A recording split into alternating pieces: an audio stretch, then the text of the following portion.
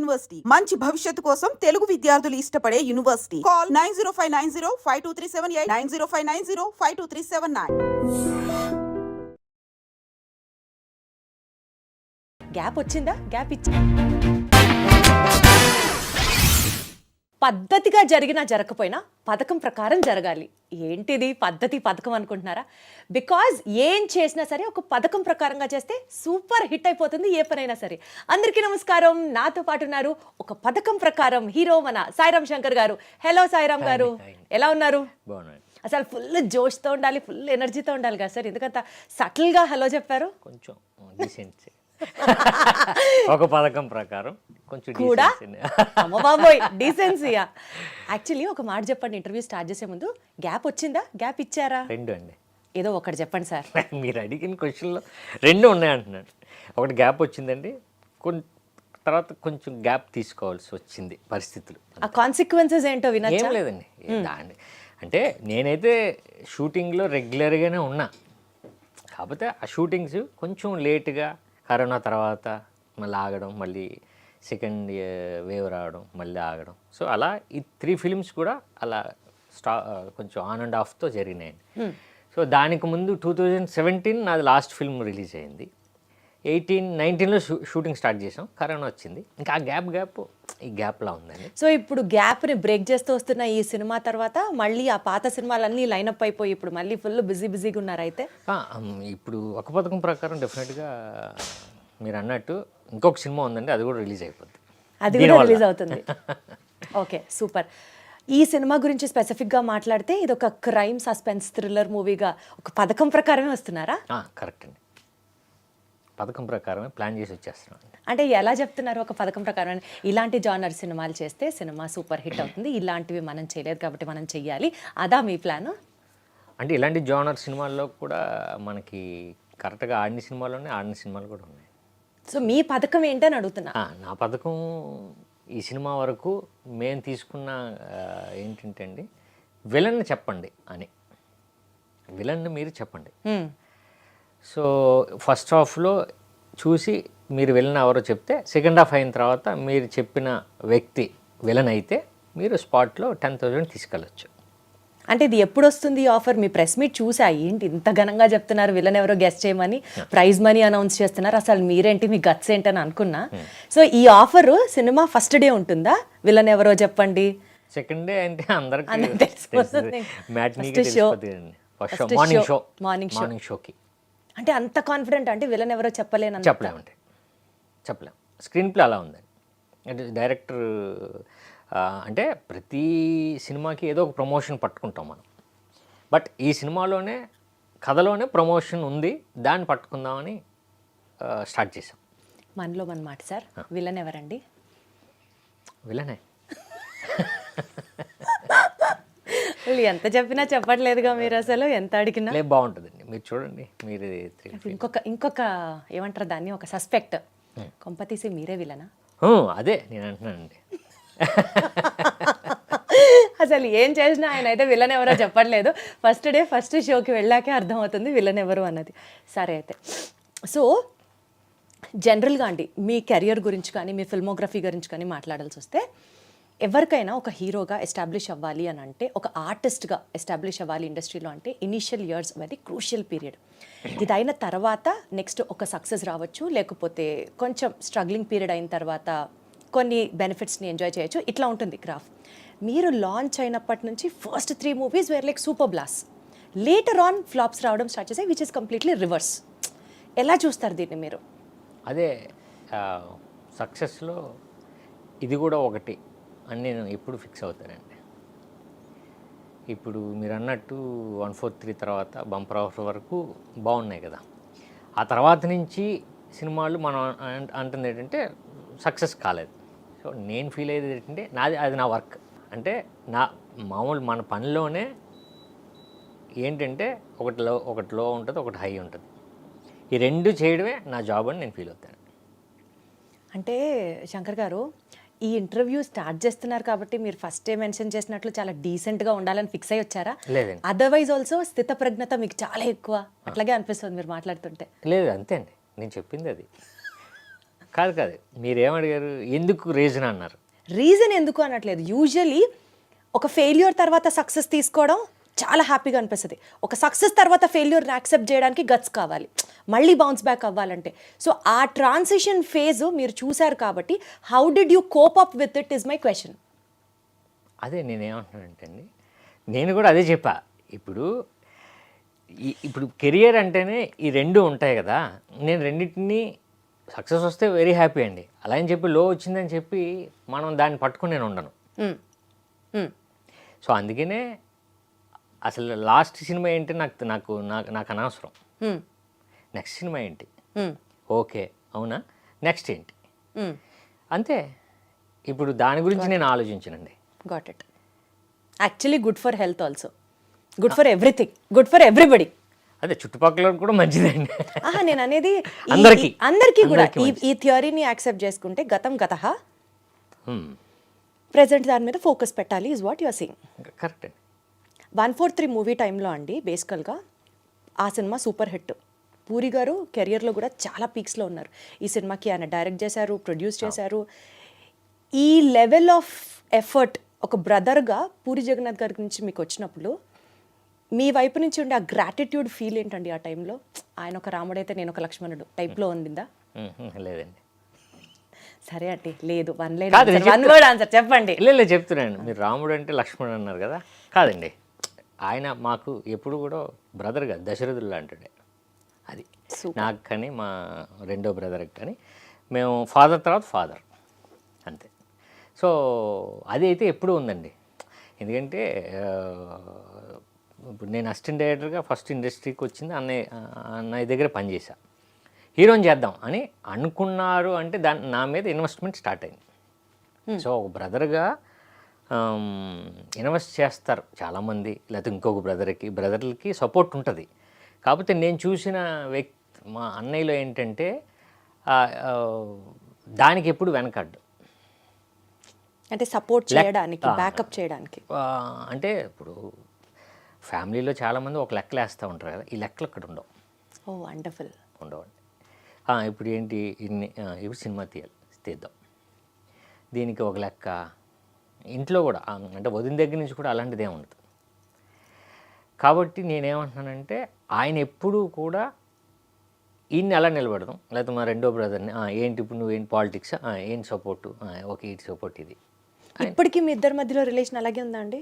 అన్నయ్యకైనా ఉందండి. పూరికి మీకు కూడా ఇప్పటికీ అదే ఉంది. బ్రదర్సే కదండి రిలేషన్. అదే అంటున్నా, అప్పటికి ఉన్న గ్రాటిట్యూడ్ ఫీలే కాకుండా ఉంటుంది కదా ఓవరాల్గా ఉంటుంది, ఉంది. Not to dig deep in to your family issues అండి, బట్ స్టిల్ ఒక చిన్న పాయింట్, లావణ్య గారికి పూరి గారికి మధ్యలో ఉన్న రిలేషన్ ఎంత స్ట్రాంగ్గా ఉంది? మంచిదే ఉంది కదండి, స్ట్రాంగే కదండి. సో ఇద్దరు అంటే ఎప్పుడో అన్నయ్య లవ్ చేసి ఇద్దరు ప్రేమించుకొని పెళ్లి చేసుకున్నది. సో ఇప్పుడు స్ట్రాంగ్గానే ఉంటారు. బయట వస్తున్న రూమర్స్కి సంబంధించి కానీ ఉంటాయి, ఆ రూమర్స్ మామూలుగా ఉంటాయి కదండి. బట్ అదే అంటున్నాను నేను, ప్రాక్టికల్గా ఇద్దరు బాగుంటారు ఇప్పుడు కూడా. 2000లో మీ బంపర్ ఆఫర్ రిలీజ్ అయిన తర్వాత ఇందాక నేను అడిగిన నా ఫస్ట్ క్వశ్చన్, గ్యాప్ ఇచ్చారా, గ్యాప్ వచ్చిందా అన్న. 2010 ఆ టైంలో బంపర్ ఆఫర్ తర్వాత తిరిగి మళ్ళీ ఇప్పటిదాకా సినిమా లేకపోవడానికి మధ్యలో ఉన్న రీజన్స్ మీరు చెప్పిన కరోనా కానీ, సినిమాలన్నీ స్లోగా పట్టాలెక్కడం కానీ, ఇవన్నీ చూసుకుంటే ఆఫ్టర్ సచ్ బ్రేక్ మళ్ళీ సినిమాలు చేసేటప్పుడు what was that one feeling? ఈ సినిమా చేస్తే నేను ఇలా చేయాలి, ఈ సినిమా ఈ సబ్జెక్ట్ అయితే నేను చేయాలి, నా వైపు నుంచి నేను ఈ కరెక్షన్స్ చేసుకొని ప్రేక్షకుల ముందరికి వెళ్ళాలి. సో అట్లా మీ self talk, introspection of Sairam Shankar ఏంటి అంటే ఏం చెప్తారు? 2009 తర్వాత నేను చాలా నాకు నచ్చిన సినిమాలే మంచి ప్రాజెక్టులు చేశానండి. ఒకటి శ్రీహరి గారితో చేశాను నేను, ఒకటేమో మన శరత్ కుమార్ గారితో. అవును. సో ఇలా కాంబినేషన్స్, మంచి బడ్జెట్స్, మంచి కథలు. అంటే మంచి కథలు అంటే నాకు నచ్చిన కథలు, ప్రొడ్యూసర్కి అందరికీ నచ్చిన కథలు. సో అక్కడి నుంచి ఏంటంటే అనుకున్నది మనకి జరగలే. అంటే ఈ సినిమా ఆడుద్ది, రీజను కథ ఓకే, ఇంకొక సినిమా ఆడలేదు, reason releasing problem, time problem, లేకపోతే పబ్లిసిటీ ప్రాబ్లం. సో ప్రాబ్లమ్స్ కథలోనే కాదండి, నేను ఎంచుకున్న కథే కాదు, రిలీజింగ్ ప్రాబ్లమ్స్ కూడా వచ్చినాయి. ఓకే. సో ఈ సినిమాకి ఈ ప్రాబ్లం వచ్చింది, నెక్స్ట్ మనం అది చేయకూడదు అంటే దాన్ని రెక్టిఫై చేసుకుంటూ వెళ్ళేవాడిని. బట్ ఆ టైంలో ఇంకొకటి ఏదో వచ్చేది. ఆ గ్యాప్లో వచ్చినాయన్నీ అలానే వచ్చినాయండి. ఒకటి మనకి సీమాంధ్ర ప్రాబ్లమ్స్లో ఒక సినిమా వచ్చింది, ఒకటేమో డిమానిటైజేషన్స్ దాంట్లో వచ్చింది. సో ఏంటంటే అది మేము ప్లానింగ్ చేయలేదు, ప్రొడ్యూసర్ కూడా అలా ప్లాన్ చేయరు, తప్పని పరిస్థితి అక్కడ చేయాల్సి వచ్చింది.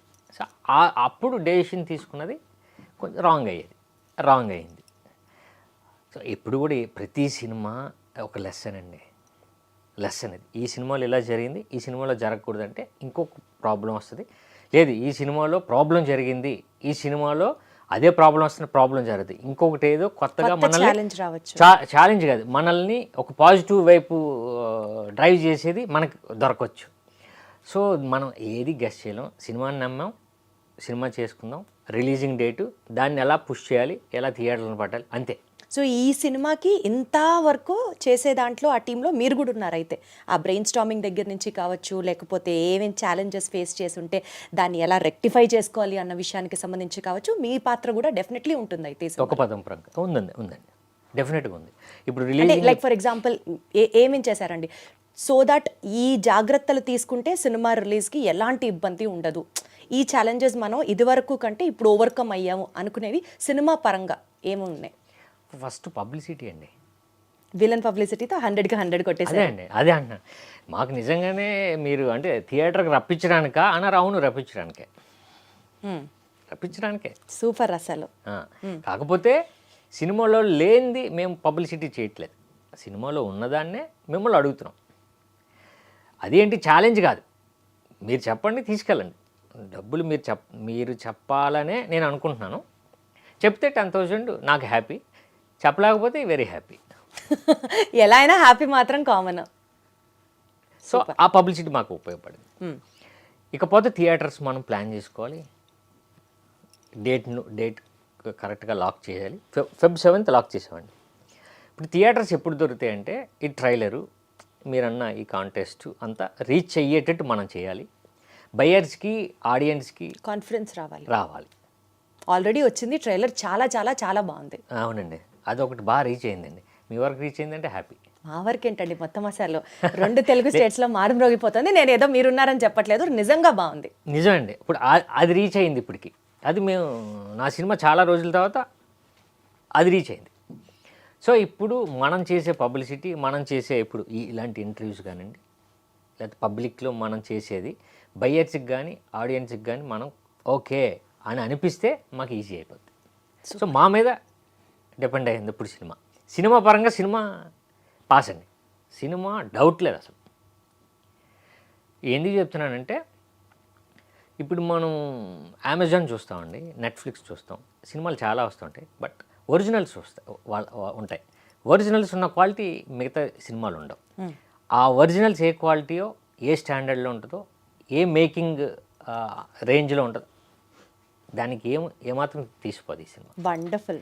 తీసిపోదు. సో ప్రొడక్షన్ స్టాండర్డ్స్ అన్ని కూడా ఎక్స్ట్రీమ్లీ హై అని చెప్పి, హై అండి. ప్రొడక్షన్ కానీ, మేకింగ్ వాల్యూస్, ఆర్టిస్ట్ పర్ఫార్మెన్సెస్ కానీ, లేకపోతే ఆర్ట్ డైరెక్షన్ కానీ, మ్యూజిక్ కానీ, సౌండ్ కానీ, అసలు చాలా అంటే నాకు ఆనందం ఏంటంటే రేపు నెట్ఫ్లిక్స్లో నా సినిమా ఆ నెట్ఫ్లిక్స్తో సమానంగా ఉంటుంది.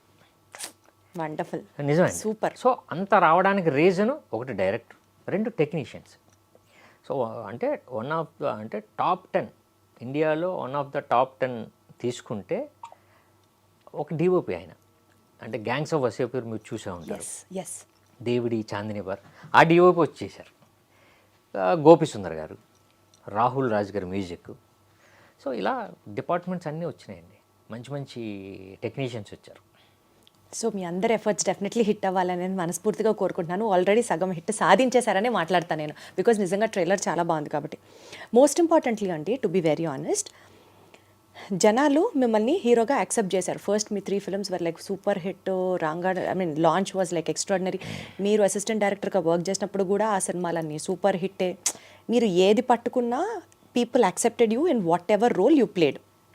కానీ ఒక హీరోగా మీరు ఎస్టాబ్లిష్ అయ్యే టైంలో మీకు మీరే సరిగ్గా న్యాయం చేసుకోలేదేమో టు కంటిన్యూ దట్ స్టార్డమ్ అన్నది మాత్రం ఒక ఫీలింగ్ ఉండింది నాకు. What you say about that? మీది రాంగ్ అండి. Okay, prove me wrong sir, I will be more happy then that.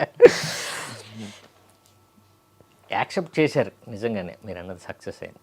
So తర్వాత మన సినిమా ఆడకపోతే, మనం ఎంచుకున్న కంటెంట్ జనాలకి నచ్చకపోతే కదండి, సో అది నాది రాంగ్, అంటే ఆ కంటెంట్ రాంగ్.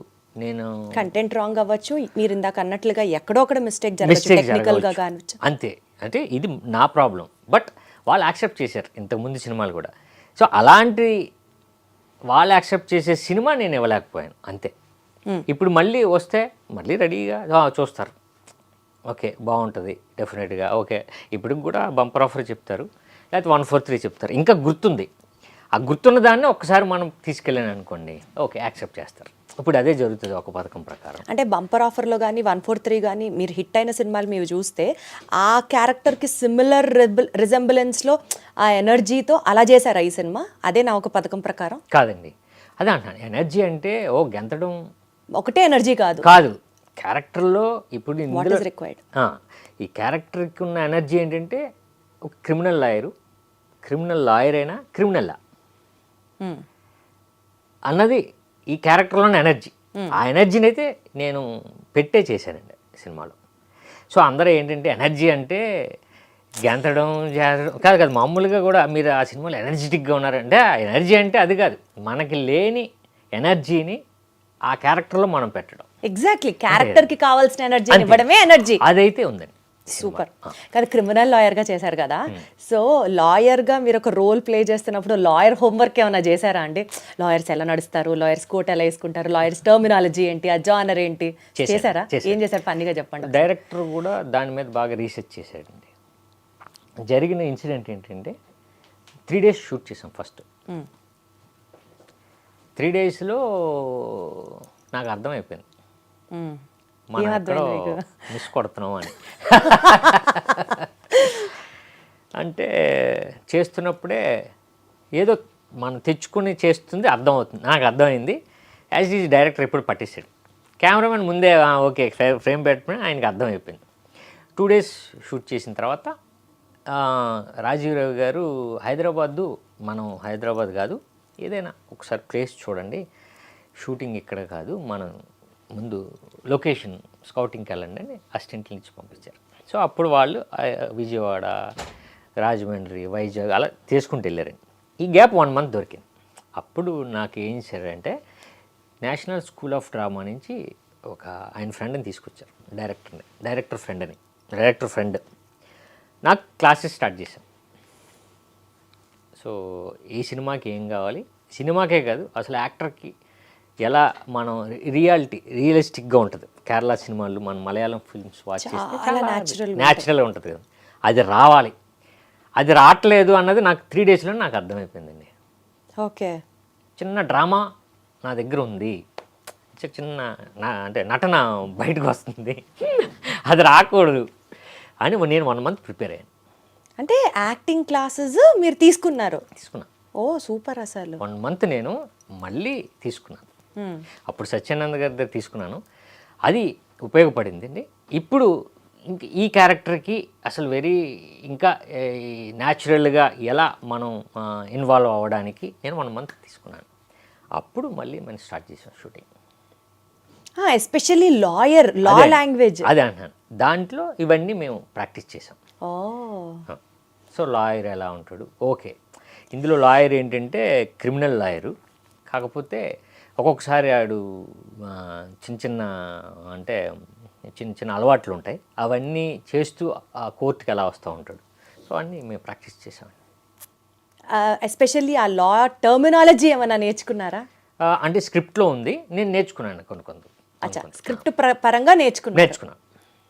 సో బేసికల్గా మనం రెగ్యులర్గా వాడుకునే లా లాంగ్వేజ్లో పదాలు ఎక్కువ గూగుల్ చేసి వాటి మీనింగ్ తెలుసుకొని ఇంకాస్త ఫెమిలియర్ అవ్వడం, అలాంటి హోంవర్క్ ఏమన్నా చేశారా? అదే అండి, నేను ఏమంటున్నానంటే బేసిక్గా ఈ క్యారెక్టర్ ఏంటంటే పబ్లిక్ ప్రాసిక్యూటర్, అంటే పీపీ అంటే రెగ్యులర్గా ఇంకా గవర్నమెంట్ లాయర్ కదండి. సో కొంచెం సపరేట్గా ఉంటారు వీళ్ళు. అంటే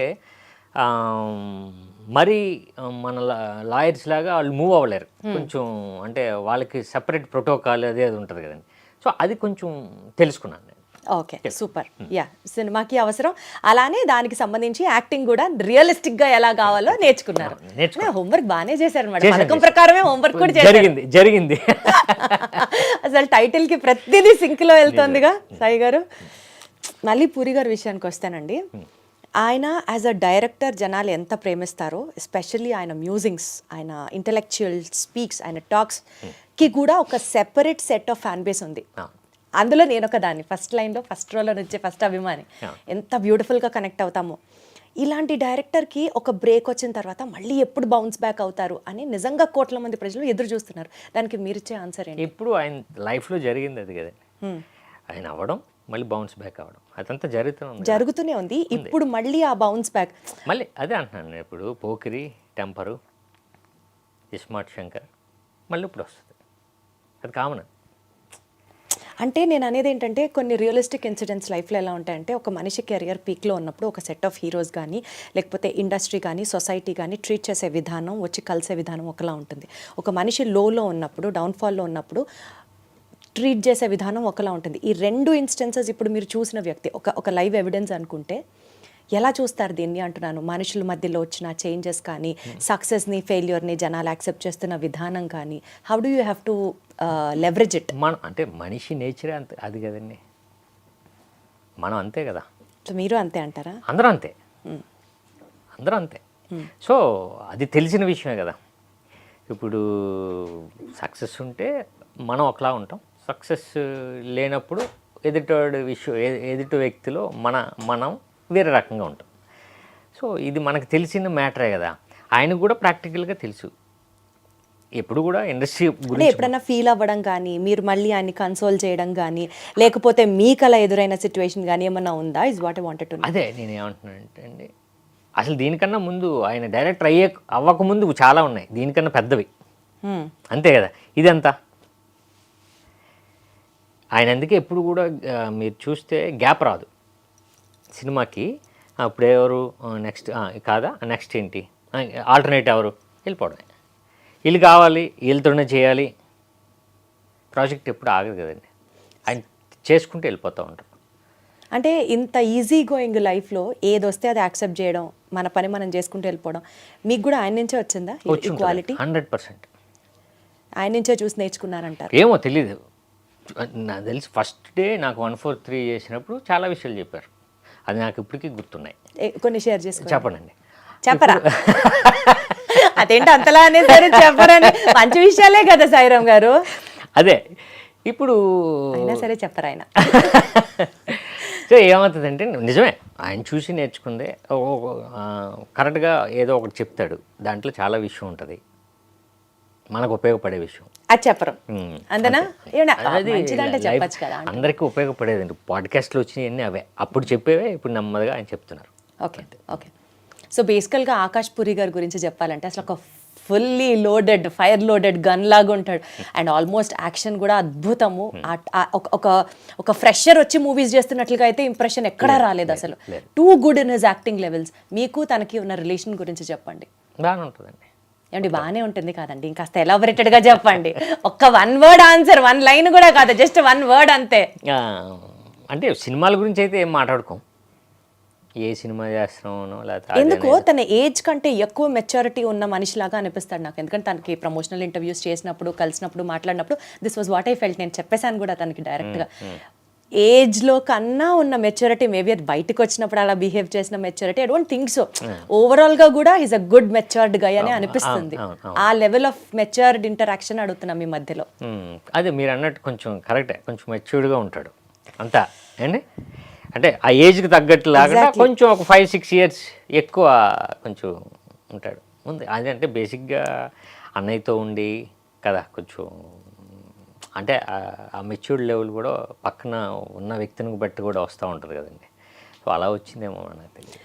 సో ఇప్పుడు మీరు అసిస్టెంట్ డైరెక్టర్ నుంచి బికాస్ ఆఫ్ యాక్టింగ్ ప్యాషన్ వల్ల హీరోగా, బికాస్ అది ఎంకరేజ్ చేశారు కావచ్చు, మీకు ఇంట్రెస్ట్ కావచ్చు, వాట్ ఎవర్. ఒక బ్రదర్ ఏమో డైరెక్టర్, ఇంకొక బ్రదర్ ఏమో ఇంటూ పాలిటిక్స్, యాక్టివ్ పాలిటిక్స్ అనుకుంటే, మీరు ఇలా యాక్టింగ్లోనే ఉంటారా, లేకపోతే మీరు కూడా డైరెక్షన్ సెలెక్ట్ చేసుకుంటారా, లేకపోతే పాలిటిక్స్లోకి ఎంటర్ అవుతారా? లేదు, ఇప్పుడు డైరెక్ట్ చేస్తానండి. డైరెక్షన్ చూస్ చేసుకుంటారా? No thought of entering into పాలిటిక్సా? అప్పుడు వచ్చినప్పుడు మీతో మాట్లాడతానండి. అసలు ఎంత డిప్లొమాటిక్ ఆన్సర్ అంటే. మీరు అడిగే క్వశ్చన్ అంటే అది మనకు ఆలోచన లేదు కదండి ఇప్పటిదాకా. What is your plan is my question. ఇప్పుడు నేను ఇప్పుడు ట్రై చేస్తుంది నాకు తెలిసిన వర్క్ని మళ్ళీ వర్క్ని నేను స్టార్ట్ చేయడం. అంటే నేను అసిస్టెంట్ డైరెక్టర్గా చాలా సినిమాలు చేశాను. సో నాకు కూడా పూర్తి అవగాహన ఉంది. నేను కూడా కొంచెం రైటింగ్ సెక్షన్లో ఉన్నాను. సో నెక్స్ట్ అది చేద్దామని ఉన్నాను. సో నా ప్రయత్నం నేను స్టార్ట్ చేస్తున్నాను. చేశారా ఆల్రెడీ? చేస్తున్నాను. అంటే ఇంకా ఇప్పుడు ప్రొడ్యూసర్ కావాలి అంతే కదండి. సో నరేట్ చేయడం స్టార్ట్ చేశాను. లేదు ఈ సినిమా ఇప్పుడు బాగుంటుంది ఏమో, రేపు ఇంకేమైనా జరగవచ్చు. బట్ నా ప్రయత్నం మాత్రం ఇప్పుడు ఇమ్మీడియట్గా నేను కథని నా డైరెక్షన్లో నేను హీరోగా కథలు రాసుకున్నా. సో ప్రొడ్యూసర్స్ గారికి నచ్చింది అనుకోండి, నా ఎన్ని బడ్జెట్లో ఉంటుంది నచ్చింది అనుకోండి, ఓకే ఇది చేయగలనని నమ్మకం వచ్చింది ఎక్కేస్తుంది. అదే అంటున్నా. సో మ్యాక్సిమం మీకు ఆ వైపు వెళ్ళాలి అన్న ఒక ఆలోచన ఉంది. దానికి తగ్గట్టుగా మీరు కూడా ప్రణాళికలు సిద్ధం చేసుకున్నారు. అంటే ఏంటి చేసుకున్నా అంటే కథ ఒకటి మనం రెడీ చేయాలి. మొత్తం అన్ని ఒక లైన్ లో ఫాలో అవ్వాలి అంతే అండి. ఇప్పుడు ప్రణాళిక అంటే కథలే కదా, అంతే కదా, అది రెడీగా ఉన్నాయి. ఇప్పుడు మనం వాళ్ళకి నచ్చాలి. ఇది కాక ఎప్పుడన్నా ఫ్యూచర్ లో పాలిటిక్స్ ప్రస్తావన వస్తే అప్పుడు మళ్ళీ మాట్లాడదాం అండి. 2009-10 ఆ ప్రాంతంలో, అంటే మోర్ దాన్ 10 years, ఒక డికేడ్ యావరేజ్గా మాట్లాడుకుంటే ఒక 10 yearsలో మీరు చేసిన వర్క్స్ కానీ మీరు కొట్టిన హిట్స్ కానీ ఒక 10 yearsలో ఏం లేవు అని అనుకుంటే, ఒక 10 yearsని కనుక బేసిస్గా తీసుకుంటే సినిమా ఇండస్ట్రీ ఫేస్ అంతా మారింది. అంటే ఒక 10 yearsకి ముందరున్న ఫిల్మ్ ఇండస్ట్రీ వేరు, ఇప్పుడున్న ఫిల్మ్ ఇండస్ట్రీ వేరు. మోర్ దాన్ అ డెకేడ్ బ్రేక్ తీసుకున్న తర్వాత ఇప్పుడు ఆడియన్స్ ముందుకు వస్తున్నారు. మీరు ఒక స్ట్రాంగ్ పాయింట్ మీ గురించి కానీ, మీ సినిమా గురించి కానీ, మీ సినిమాలో వర్క్ చేసిన టెక్నీషియన్స్ గురించి కానీ, ఓవరాల్గా జనాలు ఫేజ్ ఆఫ్ ది ఇండస్ట్రీ మారిన తర్వాత మీరు చేసే ఈ ప్రయత్నంలో ఏ స్ట్రాంగ్ పాయింట్ చూసి ఈ సినిమాకి రావాలి, ఎందుకు కనెక్ట్ అవ్వాలి ఆడియన్స్ వచ్చి, ఏం చెప్తారు మీరు? ఇప్పుడు మనం డికేడ్ అన్నారు, 10 years అయింది, అంతా మారిందని. సో దాని గురించి మాట్లాడతాం. ఏం మారింది అని అనుకుంటే నేను నమ్మేది ఏంటంటే అండి, ఆడియన్ ఎప్పుడు మనం ఏది ఇస్తే, ఏ సినిమా ఇస్తే, ఏ జానర్ ఇస్తే అది బాగుంటే అది యాక్సెప్ట్ చేస్తాం. రైట్ అండి. జానర్సు తర్వాత లేకపోతే మారిపోయింది మొత్తం అంటే మారింది, కాకపోతే ఆడియన్స్ ఉన్నారు. ఇప్పుడు ఎగ్జాంపుల్ మనం తీసుకుందామండి. మొన్న రిలీజ్ అయిన పండక్కి రిలీజ్ అయిన సంక్రాంతికి వస్తున్నాం అంటే అది ఆడింది కదా. అంటే ఇప్పుడు మనం మారనట్ట మీ దృష్టిలో మీరు ఏ పాయింట్ ఆఫ్ వ్యూలో ఆడియన్స్ మారింది, లేకపోతే ఆడియన్స్ టేస్ట్ మారలేదు, ఫిలిం ఇండస్ట్రీ ఫేస్ మారింది అంటున్నాను. అంటే ఏంటి అంటున్నాను అంటే మన స్ట్రెంత్ మారింది, అది పక్కన పెడదాం. మన తెలుగు సినిమా ఎక్కడ ప్రతిదీ పాన్ ఇండియా ఫిల్మ్ లో అవ్వచ్చు, హై ప్రొడక్షన్ వాల్యూస్ తో ఫిల్మ్స్ అవ్వచ్చు, ఇట్లా బడ్జెట్స్ మారిపోయినాయి. కరెక్ట్, చాలా మారినాయండి. నేనంటుంది అంటే మీరు అడిగిన క్వశ్చన్ ఏంటంటే సినిమా మారింది కదా మీది ఎలా ఉంటుంది, ఏ స్ట్రాంగ్ పాయింట్. నేను అంటే మన సినిమా జానర్ ఎప్పుడూ మారలే. మనం ఈ మధ్య ఆ ఓటీటీకి అలవాటు పడి ఇది థ్రిల్లరు ఇప్పుడు అందరూ యాక్సెప్ట్ చేస్తున్నారు అనుకుంటున్నాం. కానీ బలగం ఆడింది, సంక్రాంతి కోసం ఆడింది, డాకు మహారాజ్ కమర్షియల్ ఫిల్మ్ ఆడింది. సో అలా లేదండి. ఇప్పుడు నా సినిమాకి వస్తే మీరు అన్నట్టు నిజంగానే మనకి ఇష్టమైన జానరు ఈ మధ్యకాలంలో ఎక్కువ మంది చూసేది థ్రిల్లర్, సస్పెన్స్, మర్డర్స్, ఇవే కదండి, ఇవే జరిగినాయి. ఆ కంటెంట్ తీసుకున్నాం మనం. ఒకటి. రెండు ఏంటంటే ఇందులో స్ట్రాంగ్గా మేము నమ్మేది ఒక మంచి కథ ఉంటుంది. ఆ కథలో ఉన్న మంచి ఎలిమెంటే మేము పట్టుకొని వెళ్తుంది. ఏంటంటే విలన్ సస్పెన్స్, సినిమాలో సస్పెన్స్ ఏంటంటే విలను. సో అది మంచి ఎలిమెంటే కదండి. అలాగని చెప్పి కథ కూడా చాలా స్ట్రాంగ్గా ఉంటుందండి, మంచి ఎమోషన్ ఉంటుంది, లవ్ స్టోరీ ఉంటుంది. సొసైటీలో ఇప్పుడు జరుగుతున్న ఒక ఇన్సిడెంట్ని తీసుకుని డైరెక్టర్ చేశాడు ఈ సినిమా. ఓ ఇప్పుడు జరుగుతున్న ఒక సొసైటీ ఒక ఎలిమెంట్ యాంటీ ఒక ఎలిమెంట్ ఒక ఎలిమెంట్ని తీసుకొని ఈ కథని డ్రైవ్ చేశాడు. సో ఆ ఎలిమెంటే ఈ సినిమాకి ఒక ఒక ఒక కీలకం అయి ఉంటుంది.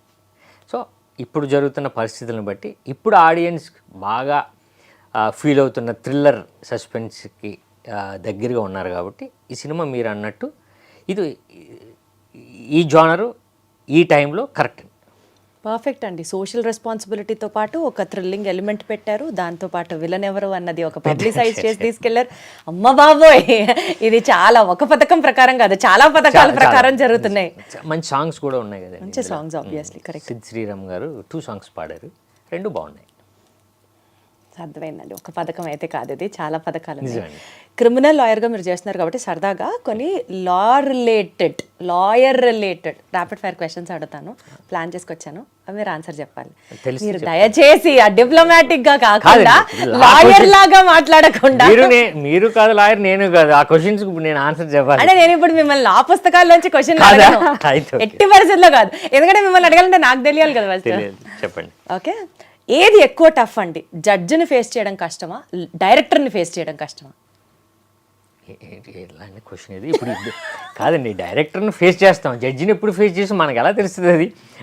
అంటే ఏమో ఏమైనా జరిగితే చెప్తారేమో నా క్వశ్చన్. చెప్పండి. నేను జడ్జిని ఫేస్ చేశానండి, రిపోర్టింగ్ చేసేటప్పుడు జడ్జి గారి దగ్గర ఉన్నాను కానీ నేను ఫేస్ చేయలేదు. మీకు అర్థమవుతుందా? ఒక సీన్ రికార్డ్ చేసేటప్పుడు సమాధానం ఎవరు అంటారు?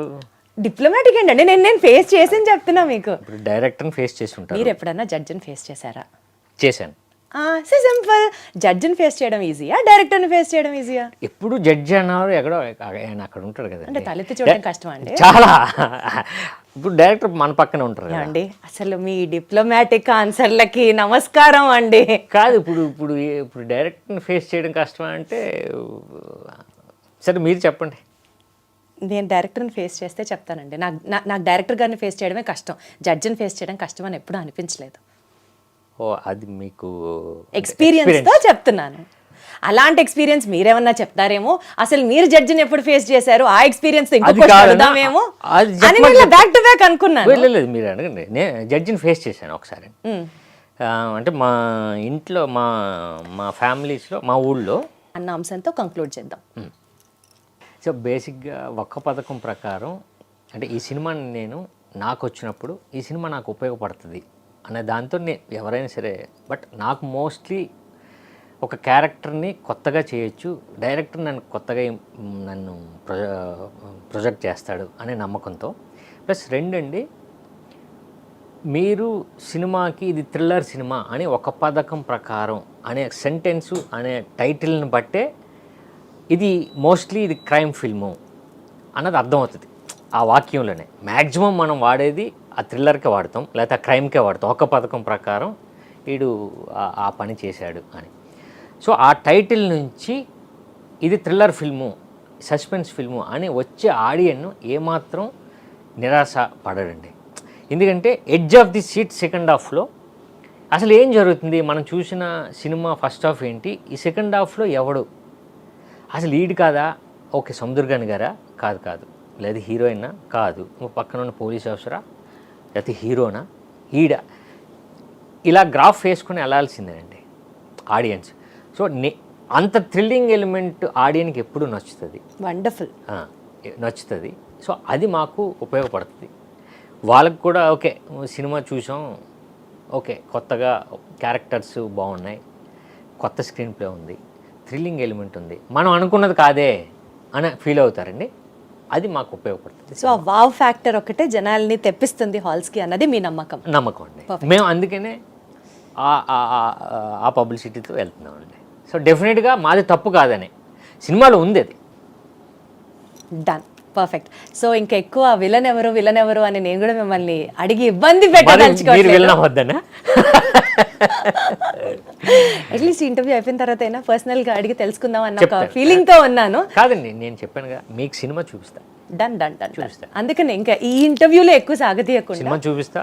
మేము ఒకసారి మీకు షో వేసినప్పుడు సేమ్ కాంటెస్ట్ అండి, మీరు వెళ్ళే ముందు మేము అక్కడ 10,000 పెడతాం, మీరు చూసి వచ్చి రాసేవచ్చు అక్కడ. Done, noted, deal done. ఇందాకే అనుకున్నాగా. థ్యాంక్ యూ సో మచ్ అండి. ఆల్ ద బెస్ట్ మీకు, మీ టీమ్కి. ఈ సినిమా సూపర్ సక్సెస్తో మళ్ళీ మీరు ఆ హిట్ ఫామ్లోకి వచ్చాలని మనస్ఫూర్తిగా కోరుకుంటూ thank you good luck to you. Thank you అండి థ్యాంక్ యూ